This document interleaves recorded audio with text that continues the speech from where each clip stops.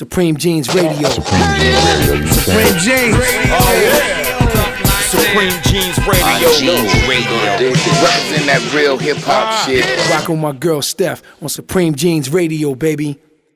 This is Steph from Supreme Jeans Radio, and we're here today in Toronto at the beautiful Fairmont Hotel with a triple threat, the Diamond D.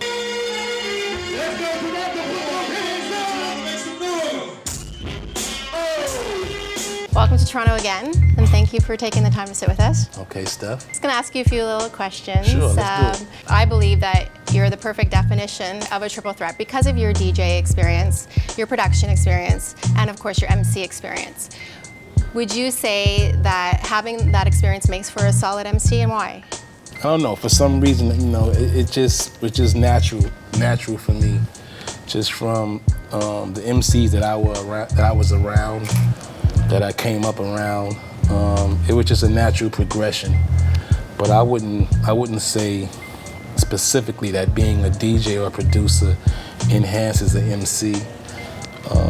What I will say is being a DJ first definitely enhances your chances of being a producer. Most prolific producers were DJs. Indeed.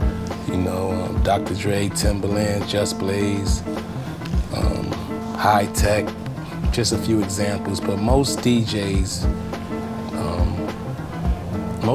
make a segue to production. Right. It's just it's kind of the same thing, but instead of just mixing records, you're just in the studio layering sounds. That's a good point. I want to touch a bit on D.I.T.C. Kicking in the greats originators. Why niggas playing haters, knowing damn well they can't fade us. What would you say is the key ingredient that makes you guys so successful in doing so and still striving to preserve that hip hop culture? Just the drive, and we're all still fans of hip hop. I guess that's the best answer I can give. Just the drive. Everyone's motivated to do them. Right.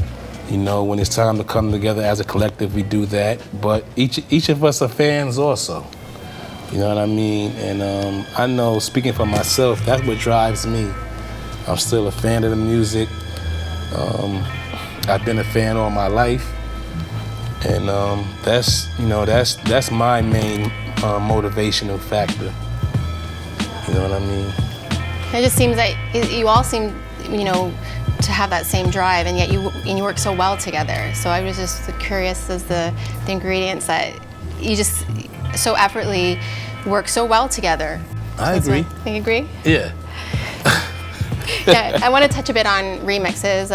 My crew here knows I'm big on remixes, whether you're adding more MCs to a track or you're changing the beat completely. Right. And you have done one of my favorite remixes. It just happens to be on one of my favorite albums, The Violator, the Bust to Bust remix. How did that collaboration go down? Did you have in mind that you were making that beat? Like, how did that all play out? Yeah, well, Busta told me that he was looking for a remix.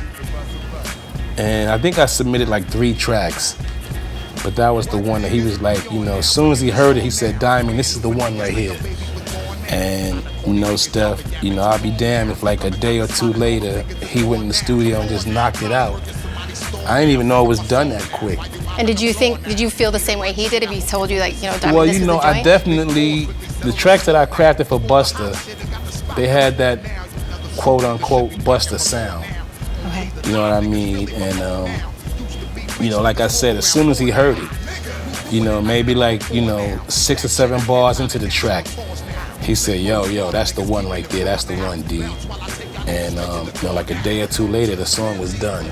That was dope. Yeah, shouts out to my man Chris Lighty at Violator. Rest in peace. Yes, indeed. Now I want to touch just a little bit, maybe on a little bit of a difficult topic. Big Al. You better flee hops or get your head flown 3 blocks. L keep rappers hearts pumping like beatbox. His presence, even today, being so significant, the anniversary of his death. Waking up this morning and just across social media, you still see, fans and family, people that worked with him, like yourself in the industry, still paying homage to him. And I know that you don't share a lot of personal memories with him, and the few that you have, the one that I felt is the most significant, that touched my soul, and I feel speaks volumes of your relationship with him, is the framing of the Big L, 139th Street. Explain to us the importance of that day, what it meant to you, and just how you came up with that idea to do something I thought was amazing. Well, I had a studio out in Jersey, and everybody would come through and write their names on the wall or whatever. So he came through. He did a little throw up. I didn't even know he used to do graffiti. You know what I mean? He did a little throw up, and then like a month later, he was killed. You know what I mean? And that was the last time I had physically saw him. I spoke to him over the phone maybe a week after he left my house, but a month later he was gone. Once I relocated my studio, you know, I made it a point to cut out that square box that has his tag. It also has Hank Shockley, Common, Brand Nubians. They're all in that square, and I framed it. And to this day, it's hanging up in the house. You know, that's my own special little Big L piece. I haven't seen too many Big L throw-ups in graffiti. I don't think I've seen any, actually. You know what I mean? There you go. So, you know, that's kind of cool to have. Definitely a shame the way he was murdered. He wasn't even here to see the fruits of his labor. The album that came out after his death, you know, it went gold. So, you know, that would have been his first gold record to experience that. And, you know, the fans, they really felt L, and they still do. You know, you look on his YouTube, you know, he has hundreds of thousands of views. You know, this is all after his death. You know what I mean? And even today, like I said, you still see it. Like that's the first thing I've seen all day. Like just everybody, you know, respecting him, talking about his music, putting up the clips, and Right. and sharing their memories. But No I always say doubt. that I think what you did, it was actually one of my fondest, and I think Thanks, speaks Steph. volumes. Okay. Now I want to touch on the Dying piece. Okay. You know, I was waiting so long for that album. No doubt, Steph. It's a damn good album. The production, the music, even the artwork. I'm really big on album artwork, and there hasn't really been in, I'd say maybe a good 5 years, some really significant album covers that have come out. I personally think, like last year, I think was the first time that I actually had 4. Okay. Acrobatics, Built to Last, Right. Divine's Ghetto Rhyming, All Eyes on Rex, and then of course the Dime King piece came and kind of pushed them all. It was my favorite. There was something about the alleyway, the secret crate box, the anticipation that Right. led up to it, and I think it totally delivered. And I'm just wondering, with respect to the album cover, was that your idea, your vision? Did you have sole creativity over that, or? I worked with a gentleman out of London named Pritt, and I told him, I said, you know, I need a cover from, you know, I need some artwork for the project, but I didn't want to put my face on it. You know, I just wanted something timeless, something that said classic hip hop, and he sent me a few submissions, but when he sent that one, I said, yeah, this is it. You know, it's mysterious. Yeah. It's nostalgic. You know, from the Anvil case with the vinyl in it, and the boom box, the box, and also for those of us who can remember the Troop jacket, which was, you know, big in the late 80s and early 90s. Actually, LL Cool J wore a Troop jacket on, I think it's the I'm Bad album. Yeah, so, you know, it just resonated with me. You know, I told him I wanted black and white, make it grainy, and it just came together, stuff. Well, it's my top. Yeah. It's #1 out of a lot of album covers that I've dropped in the Thank longest time. Speaking on the production side and the music, the feeling that I got when I listened to the track, like you have a lot of veterans that I love, like Granddaddy IU, Master A's. Right. the way those beats were crafted, it kind of evoked a feeling in me that you specifically did that for those artists. I did. You did, because that was going to be my next question was, did you have those beats already done with a vision of whose vocals would go on them, or did you select your MCs first and then you built the beats for them? A little bit of both. Some beats I had made already, and I just had an idea who they would work with.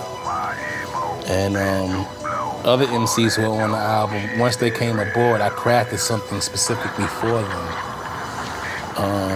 The IU track, that was crafted maybe 2 years before I played it for IU. Really? Yeah, but I knew, you know, it's dark, it's melodic, and it's not a lot going on. I wanted him to shine. That's my, hands down, my favorite. Yeah, nah, I know that, I know that. Favorite. I follow you on Twitter. Favorite. Yeah. Now, since you're the legendary for remixes, is there going to be any remixes for that album in the works? Well, I'll tell you what, I don't know if I'm gonna do the whole album, but Kev Brown is gonna do a remix for our song together, Let the Music Talk. And Alchemist is gonna remix It's Magic with him and Everlast. And I was talking to Pete about remixing Only Way to Go. And Pete said he was gonna do it, so we'll just see what happens. Oh, perfect. Yeah, that'll be kind of fly, you know, if we can get that popping. Nice. Well, I always bring little gifts for my favorite artists, and keeping in line with the whole rare, me saying a rare territory, and it's very cold in New York right now in here. Right. And I know you like toques, and I'm not a stalker, but I know you wear some brown, and I know you wear black, so I thought the whole rare territory, that's a Canadian company here called A&Co, and I thought I'd give that to you as a thank you for taking the time. And I know you have. See, I came prepared. I do, and I know you like your toques. Fucking minus 12 degrees out here. It's really cold. Man.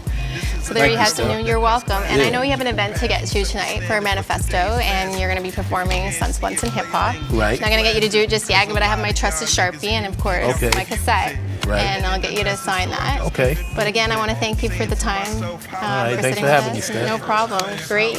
No doubt. This is Steph from Supreme Jeans Radio, and we're signing out with Diamond D. All right.